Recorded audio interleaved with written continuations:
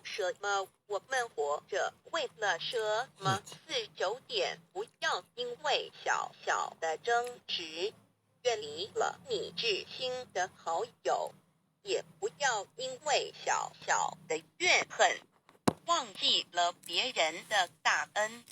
5、0点，感谢上苍我所拥有的，感谢上苍我所没有的。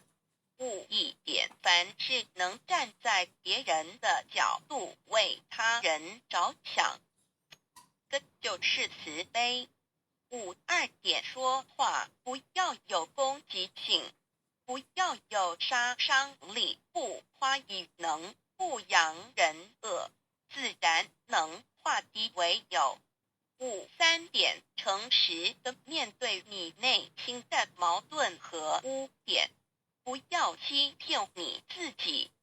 4点，因我不曾亏欠过我们什么，所以请不要抱怨。